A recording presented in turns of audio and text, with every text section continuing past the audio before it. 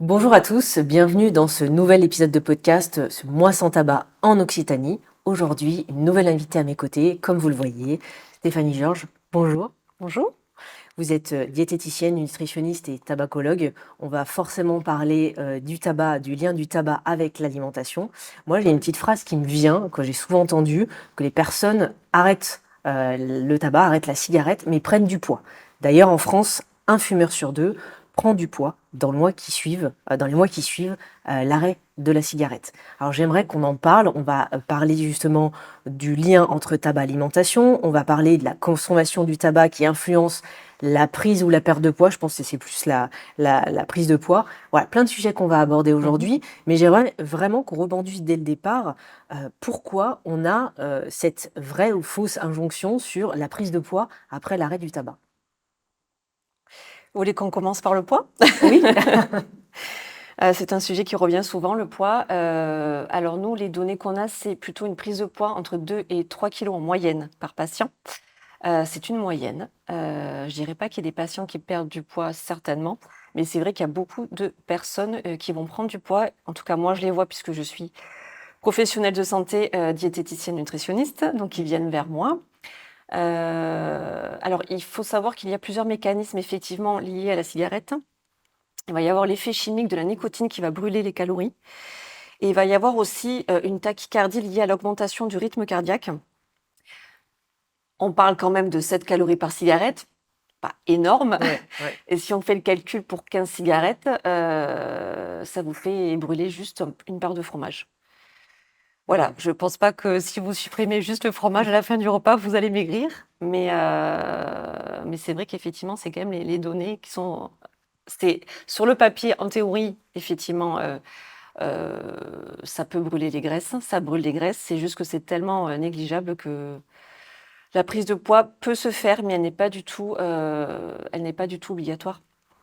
Le lien entre tabac et alimentation, est-ce qu'il existe concrètement? Qu'est-ce que vous pouvez nous dire sur ça? Alors, le tabac a un impact direct sur l'alimentation. Cela peut faire des dérèglements sur le tube digestif. Je ne sais pas si vous connaissez, hein, c'est un peu la règle des 3 C. Alors, je connais, Ah, mais je pense que les auditeurs ne connaissent pas. Donc, ah je veux bien mince, qu'on vous pouvez l'explique. peut-être pas en parler. Si, si. Ah, mince. Je savais pas s'il fallait que je la place ou pas. Du coup, ça joue vraiment sur le transit. Les 3 C, Hmm. café, clope, Voilà. voilà, ça joue sur le transit forcément. Et c'est une des raisons, pour lesquelles les patients ont du mal aussi, à arrêter de fumer. Ils parlent de leur transit. Il y a aussi l'effet coupe-faim, pas en termes d'effet chimique, mais en termes de: «Je vais fumer ma cigarette, Ouais, je vais pas manger un carré de chocolat». ouais. Il y a ce côté-là aussi, où effectivement, à l'arrêt du tabac, peut-être que les patients vont transférer sur l'alimentation. Finalement, on passe d'une addiction à une autre. C'est pas forcément ce qu'il faudrait faire, mais bon, c'est un choix facile. C'est un choix facile puisqu'il y a quand même le geste qui reste. Il y a le plaisir immédiat Ouais, et le frigo est juste en face de vous. ouais.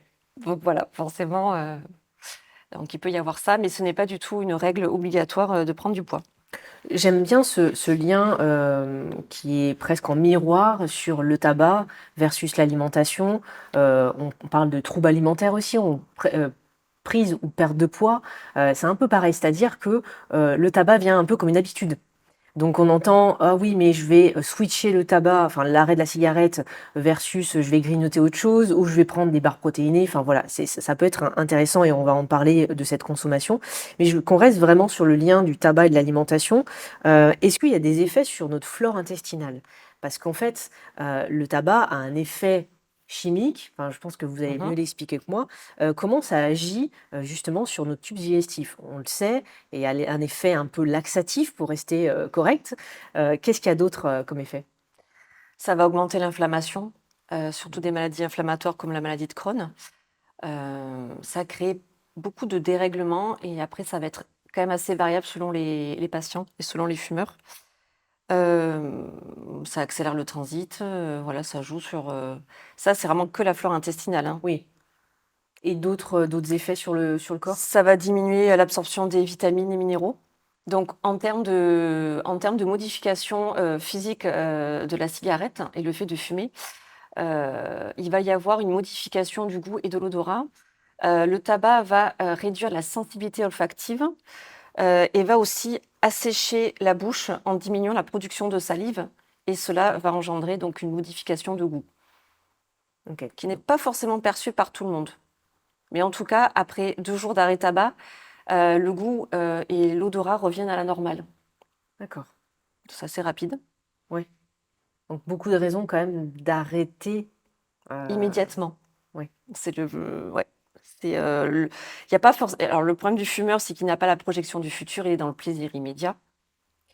Et ça reste, voilà, ça fait partie des consultations plus ou moins complexes à mettre en place avec eux, de changer, pardon, leurs idées négatives, les comportements inappropriés et de travailler sur le plaisir immédiat. Qu'est-ce que vous pourrez avoir immédiatement qui vous fait plaisir Oui. sans la cigarette? Et c'est assez compliqué. Oui, c'est vrai que on parlera dans un prochain épisode de la gestion du stress, des émotions, mais il y a aussi cette peur-là de se dire tiens, je vais arrêter, j'aurai plus du tout de plaisir, et puis j'aurai pas du tout ce côté aidant, enfin ce petit accessoire qui va faire que ça va alléger mon quotidien ou ça va mettre dans des bonnes conditions. Le café clope, hein, on en parlait tout à l'heure Mm. des 4C, on est complètement là-dedans. C'est finalement cette habitude qui est là Bien et sûr. qui apporte du plaisir en plus de l'aspect chimique. Mm. Parce que la nicotine, on va en parler un petit peu, mais moi, j'ai toujours entendu des personnes qui me disaient ah, je peux pas arrêter parce que finalement je vais être stressée, donc ça on en parlera dans un prochain épisode, ou je peux pas arrêter parce que je vais prendre du poids, ou au contraire je vais peut-être perdre du poids. Est-ce qu'il y a un réel mythe autour de ça, ou est-ce que c'est une réalité de maigrir ou grossir quand on arrête la cigarette? Il y a une prise de poids de 2 à 3 kilos en moyenne. Ouais. Par contre, les patients qui sont soucieux de leur poids, c'est eux qui vont vous parler de cette prise de poids. C'est eux qui vont transférer l'addiction cigarette à l'addiction alimentation. Bien sûr, il vaut mieux manger que de fumer. Mais du coup, le problème dans ce transfert-là, c'est qu'on peut rechuter. Ouais. Le mieux, c'est d'être accompagné avec un professionnel de santé pour vraiment accompagner le sevrage tabagique et l'accompagnement diététique, Mm. qui peut permettre voilà, un sevrage tabagique sur le long terme, éviter les rechutes. Ça, c'est important de le dire parce que certains essayent de le faire eux-mêmes. Ils sont découragés, ils le font, ils essayent 50 fois. Ah. Et finalement, après, vous arrivez la 50e fois et puis bah, ils ont plus d'espoir, quoi. C'est ce que vous devez voir au cabinet. Quand on les voit au cabinet, c'est qu'ils n'arrivent plus, c'est Ouais. qu'ils n'arrivent pas du tout à arrêter, eux, la cigarette. Et moi, je demande toujours la priorité aux patients quand il arrive dans le cabinet. C'est quoi votre priorité, pardon. C'est d'arrêter de fumer ou c'est de perdre du poids? Et du coup, de là, en fait, alors j'associe les 2 souvent parce que ça va Mm. de pair. Mais j'écoute, voilà, c'est très important cette anamnèse, cette écoute active du patient parce que c'est vraiment lui qui va, vous expliquer la meilleure méthode finalement à suivre Mm. et lui permettre de d'arrêter de fumer. Et souvent, on commence par la perte de poids. Mm. Ouais, c'est vrai que le côté appétit, certains disent j'ai pris la cigarette pour arrêter de trop grignoter. Et du coup, comme vous le disiez, ce stress est présent quand ils viennent vous voir. Parce que c'est la première peur. Pas On vous forcément dit la non. première. Alors moi, je suis diététicienne, forcément, je Ouais. vois beaucoup de gens qui ont peur de prendre du poids. La question qu'on peut leur poser, c'est combien vous autorisez-vous à prendre du poids? Ça, c'est intéressant. C'est Ouais. intéressant parce que Ouais. finalement, il me dit 5 kilos. Bah, c'est bon, la moyenne, c'est 2 à 3. On pourrait tenter. Ouais. Ouais. Voilà. Donc, ouais, c'est intéressant de. Après, je comprends tout à fait. Hein, prendre du poids, Ouais. c'est pas forcément ce qu'on a envie, mais voilà, c'est des effets qui se passent dans le corps qui augmentent le rythme cardiaque. Il y a cet effet chimique de la nicotine, effectivement. Mais finalement, on s'aperçoit que c'est pas forcément la cigarette qui fait maigrir. Et du coup, c'est ce fameux coupe-faim, mais finalement, c'est le remplacement du geste, en fait. On va fumer au lieu de manger. Ouais. Donc finalement, ça fait maigrir. Oui et non. Ouais. Je sais pas si vous... Ouais, ouais. Voilà. Non, mais c'est bien de le faire comprendre parce que c'est des questions qu'on pose régulièrement. Donc, il faut le dire. Est-ce que vous avez déjà un retour d'expérience, un témoignage dans toutes vos consultations sur des personnes qui ont dit ah bah finalement j'ai même pris qu'un seul kilo alors je m'étais angoissée. Oui, oui, Ouais, on bien est d'accord. sûr. Ouais, tout à fait. Et souvent, c'est vrai que 1 kilo, c'est, ce qui vous s'autorise à prendre. Mais oui, oui, c'est vrai qu'ils sont pas pris tant que ça. Mais le fait d'être, suivis avec un diététicien, ça permet aussi de voir où on se rend compte, que, en fait, on revoit ensemble le programme alimentaire et du coup, ça permet aussi de limiter forcément la prise de poids. Il y a des prises de conscience, il y a des, ils se rendent compte finalement, ils sont cadrés. Justement, pour rester dans le côté, grignotage, alimentation, switcher, parce que moi j'ai toujours entendu que, même quand on change d'une habitude alimentaire parce qu'on a une intolérance, pour rester sur le côté alimentation, on va remplacer par autre chose pour éviter que le corps soit dans un stress de finalement je suis, dans l'aspect négatif. Bref, c'est quoi, qu'est-ce qu'on peut donner comme solution concrète, à des personnes pour éviter de grignoter, prendre du poids parce qu'ils ont arrêté la cigarette? Alors déjà, en anamnèse, on arrive à voir ce que le patient aime dans sa vie. Des fois, il aime pas le sport, on va pas lui dire de faire du sport, Ouais, marchera ça pas. rajoute un stress en plus, quoi. Exactement, et Ouais. des fois, il se fait mal. Mais voilà, ça peut être un alors je travaille beaucoup avec tout ce qui est le loisir créatif, pour finalement aussi, utiliser les mains, le geste. Donc on va voir ensemble, en fait, ce qu'il a envie de faire. Des fois, souvent, c'est des loisirs qu'on a mis de côté et du coup, «Ah oui, c'est vrai, j'aime faire ça, j'aime la musique, j'aimerais peindre», voilà, allez-y, on refait. Mmh. Puisque finalement, c'est des plaisirs. C'est des plaisirs. Alors je dis pas que ça marche tout le temps, mais en tout cas, on commence déjà à réancrer et réencoder finalement des nouvelles habitudes, Mmh. de plaisir qui vont Ouais, progressivement à supprimer, l'idée de la cigarette qui fait plaisir. ouais. Parce qu'effectivement, vous parliez de la main, le geste. La cigarette, c'est un geste de main, hein, ça ne vient pas tout seul. Bien sûr. Voilà.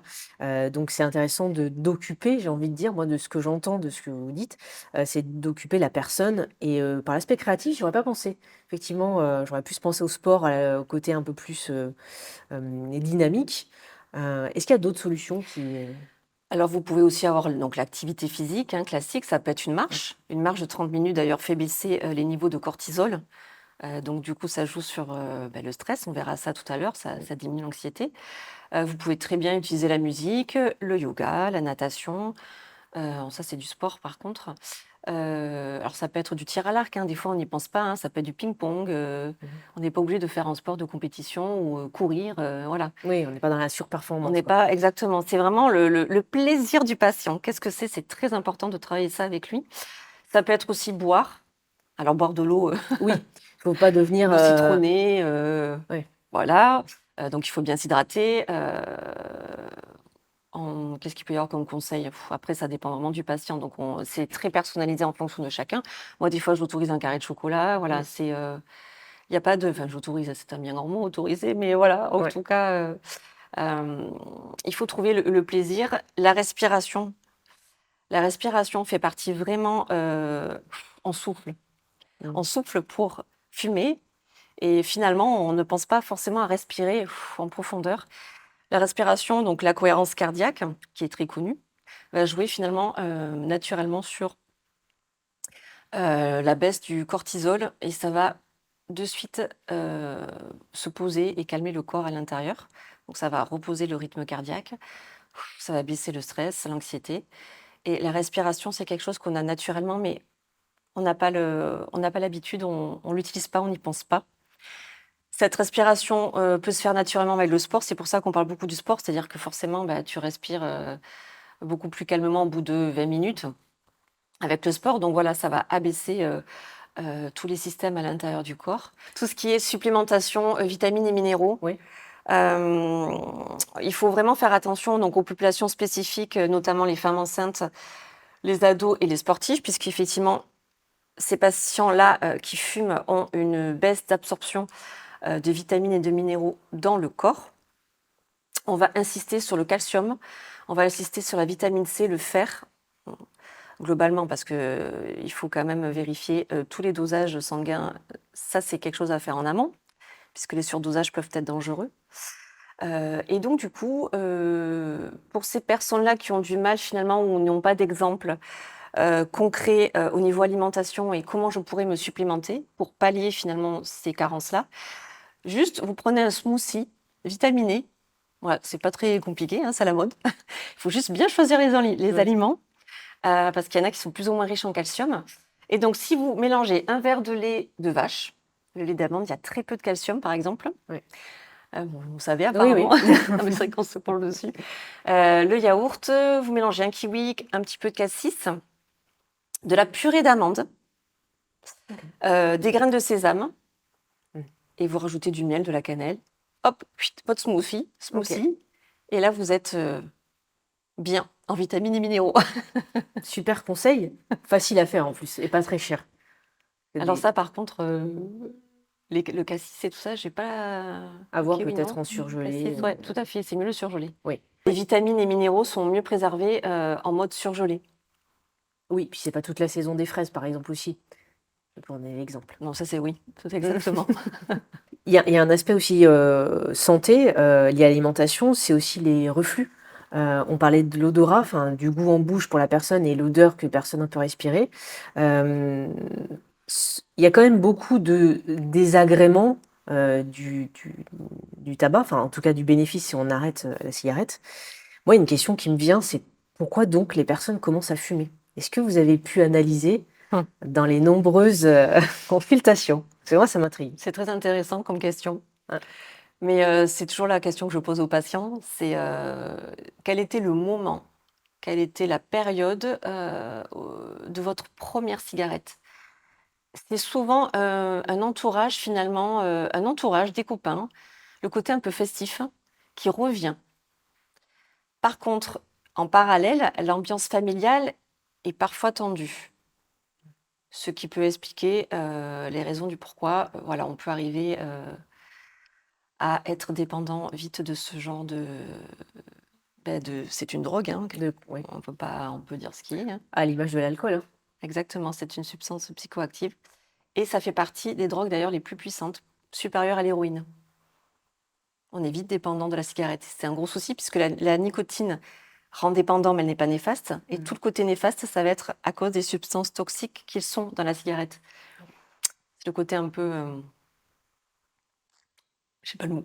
Dangereux. Non, mais Pervers. voilà, c'est ça, Pervers. c'est le côté pervers, exactement.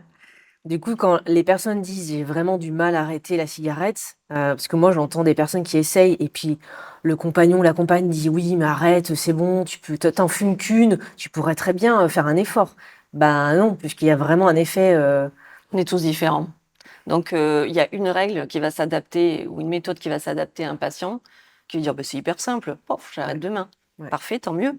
Mais ce n'est pas forcément généralisé et absolument pas. D'ailleurs, on est tous différents. Comme un programme alimentaire, il va être complètement différent et la méthode de sevrage tabagique va être différente d'un patient à un autre. Si tu arrêtes de fumer du jour au lendemain, parfait, sans substitut nicotinique, parfait. C'est vrai qu'on a tendance, en tant que tabacologue, à donner le plus de conseils possible, le plus d'outils et surtout personnalisés. Et c'est pas parce que vous venez me voir, je vais vous dire tiens, tu vas respirer, hop. Non, malheureusement, ça ne marche pas totalement comme ça. J'ai remarqué que chez les patients, en tout cas, qui fumaient et qui avaient du mal à fumer, il y avait encore ce plaisir-là. Quand ce plaisir-là est supérieur à 5 sur 10, moi, je le vois juste en consultation, c'est compliqué pour lui d'arrêter de fumer. Donc, il peut réduire. Ça peut être une méthode, hein, d'ailleurs, la réduction du tabac pour les personnes et les patients où c'est vraiment hyper compliqué d'arrêter du jour au lendemain. Ça reste un deuil, clairement. Hein, ça nous a accompagnés pendant notre vie. C'est arrivé dans un moment de notre vie où on en avait besoin. C'était notre ami, notre compagnon, notre compagne, hein, pour certains.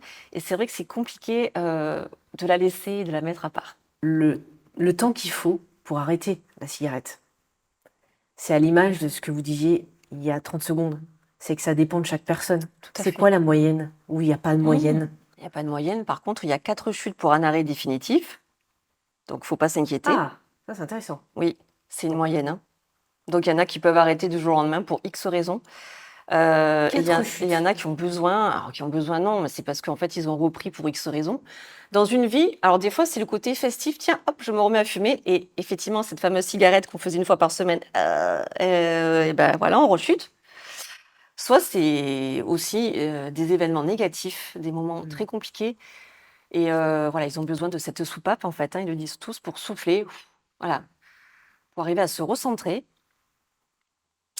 C'est des habitudes en fait, hein, c'est des fausses croyances. Mais bon voilà, après c'est comme ça. Et l'Haute Autorité de Santé rappelle que la réussite du sevrage tabagique est fortement lié à la motivation de chaque fumeur et au degré de dépendance.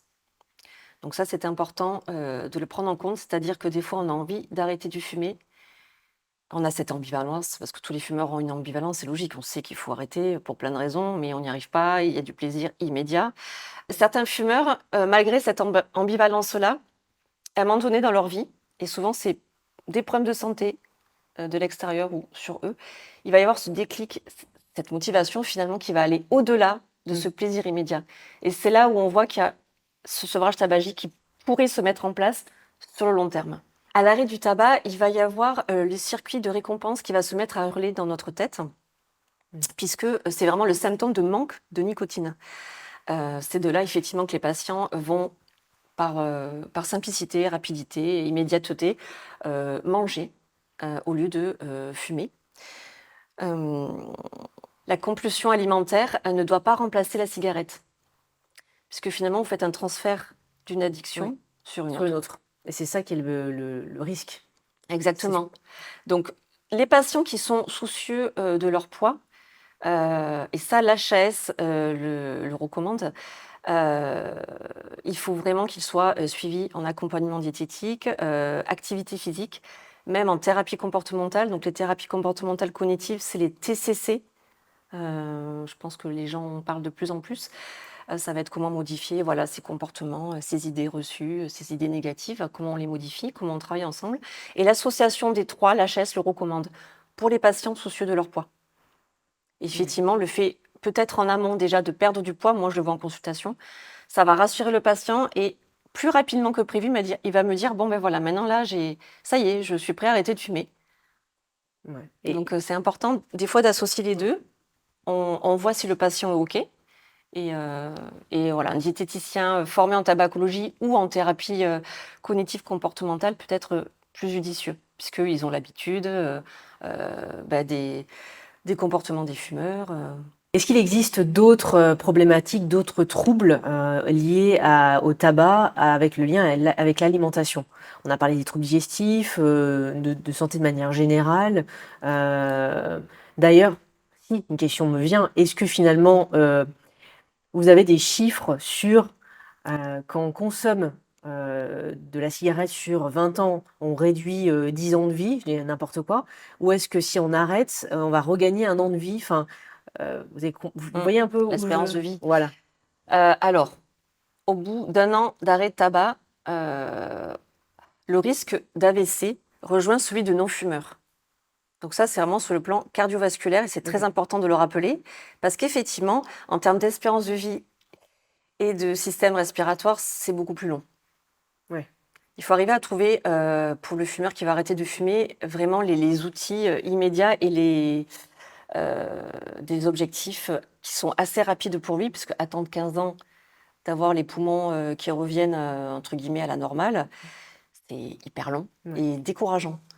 Donc c'est vrai que moi, je parle beaucoup du système cardiovasculaire, hein, puisque le goût et l'odorat reviennent au bout de 2 jours. L'oxygénation revient aussi à la normale.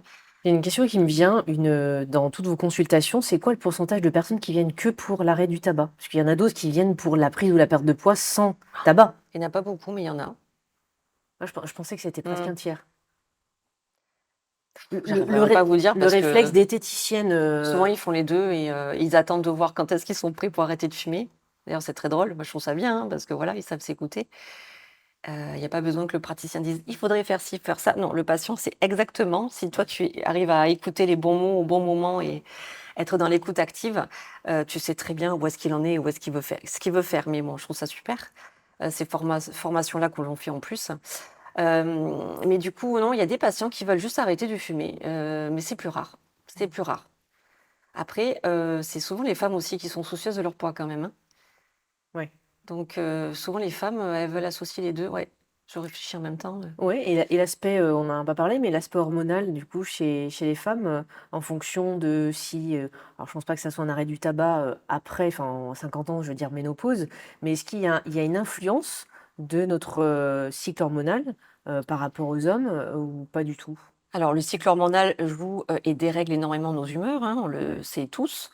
Et du coup, ça peut accentuer effectivement ces envies même de fumer ou de prendre du poids. Et il y a aussi une baisse des besoins énergétiques, puisque vu qu'on n'a plus de cycle menstruel, forcément, on a moins de besoins. En plus de ça, donc ça, c'est encore autre chose, mais il se rajoute, on a des douleurs, on marche moins, on va pas forcément, on est à la retraite, donc on va plus avoir l'activité physique qu'on faisait, on va pas avoir le temps de faire l'activité sportive, ou alors voilà, par rapport aux douleurs, par rapport à plein de choses, hein. Tout ça rajouté, en fait, le métabolisme de base est beaucoup plus bas et les besoins sont beaucoup plus bas. Donc forcément, on peut prendre du poids beaucoup plus facilement. Si on devait résumer là pour ceux qui découvrent l'épisode et qui sont au milieu de la vidéo, enfin presque à la fin de notre épisode, si on devait résumer le lien entre l'arrêt du tabac et l'alimentation, vraiment en quelques idées phares, des points phares, ça serait quoi vous donneriez globalement? Il faut faire attention à son programme alimentaire, donc bien rééquilibré pour avoir un bon dosage de vitamines et de minéraux. Pour les patients qui sont soucieux de leur poids, il faut se faire accompagner par un diététicien, l'idéal tabacologue ou formé en thérapie en TCC. Et bien fait sur la santé de manière générale. Ouais, alors c'est tellement logique parce qu'en fait, on dit ça aux gens, Ouais. mais la santé, ouais, ça n'a pas un impact. On le sait. En tout cas, on voit bien à travers tout ce que vous nous avez dit les bénéfices d'arrêter la cigarette, comme pour l'alcool, mais en tout cas aujourd'hui c'est ça. Donc j'espère qu'on a pu transmettre des idées, faire prendre conscience aussi que c'est pas parce qu'on a essayé, comme je le disais, 50 fois que finalement ne va pas arriver à le faire et que être accompagné par un professionnel dont vous faites partie, c'est aussi une aide en plus et il faut l'accepter parce que c'est important. À part la diététique, être accompagné par un professionnel de santé, dont les tabacologues, d'ailleurs je pense qu'ils le disent sur tous les prospectus, le mois sans tabac, ça augmente les chances de 70%. Oui, C'est c'est ce qu'ils mettent, important. hein. C'est énorme. Ouais. Donc un des substituts nicotiniques recommandés par l'HAS est très important, puisqu'effectivement il limite la prise de poids. Alors moi je fais toujours un peu attention parce qu'il y a on informe les patients. Par contre, si le patient il ne veut pas prendre de médicaments, ça arrive, hein. Oui. Bon, il le sait, on a tendance à donner des échantillons pour qu'il teste. Ça marche bien. Vous donnez des échantillons, ils l'ont. Voilà. Si ça marche, parce que des fois, il y en a, ils sont un peu réfractaires, finalement, ils testent, ils voient qu'effectivement, ça soulage les symptômes de manque, hein, de sevrage, hein, finalement. Donc, c'est quand même important. Et l'important aussi, pour bien doser le patch, donc les substituts nicotiniques, c'est de voir un tabacologue qui vous fait le testeur de monoxyde de carbone. C'est le testeur de CO et en fait, il reflète les réelles cigarettes que vous avez fumées. Moi, des fois, j'ai des patients qui viennent en consultation. Bon, je fume pas grand-chose, hein, je fume 5 à 10 cigarettes. Et puis finalement, vous lui prenez le testeur vous testez le monoxyde de carbone qu'il a à l'intérieur du corps. Donc, c'est un reflet à peu près des 24 heures. Et il va me dire l'appareil qu'il est à 20 cigarettes. Ça peut faire un effet déclenchement, un effet déclencheur chez le patient qui n'était pas forcément en décision d'arrêter de fumer, mais juste il était voilà, en pré-intention, hein, c'est les stades de Prochaska. Et du coup, ça peut faire le petit déclic, petit plus qui va faire: «Ah, peut-être que je vais peut-être envisager d'arrêter de fumer». Parce qu'en fait, il va tirer sur ses cigarettes et il va prendre beaucoup de monoxyde de carbone. En tout cas, on est dans le mois sans tabac, donc autant tester et voir. Faut tout tester. Voilà, il faut le faire. C'est mieux de faire, même si on ne le fait pas très bien et qu'on rate et qu'on C'est pas bien recommence, grave, que de c'est pas rien grave. faire. Pardon. Exactement, et ça c'est important de le dire parce que Oui. voilà, le côté motivationnel est important et on se décourage très vite, que ce soit l'arrêt du tabac, que ce soit l'alimentation, que ce soit reprise du sport aussi, ça peut être tout ça. Donc c'est important de le dire. Il y a beaucoup de patients qui ont peur de ne pas y arriver. Donc voilà, on essaie de savoir dans leur vie qu'est-ce qu'ils ont raté, qu'est-ce que ça leur a apporté. C'est pas simple, hein, de rater, hein. On aura tous des choses, Oui. malheureusement. Et il faut toujours arriver à trouver le positif. Et même s'ils ont rechuté et qu'après ils sont en mode sevrage tabagique, tout ce qu'ils ont mis en place avant, elle va leur servir. C'est que du positif pour l'arrêt définitif. Merci pour toutes ces informations. On mettra toutes les références dans la description de notre vidéo. Si on le découvre aujourd'hui en format long ou en format court, il ne faudra pas hésiter. On invite tous nos auditeurs à regarder les autres épisodes, puisque là, on a parlé alimentation. On va parler aussi de la gestion du stress et plein d'autres sujets autour du tabac. Donc, s'abonner et suivre tous nos épisodes. Merci Stéphanie, et puis à un prochain épisode. Avec plaisir.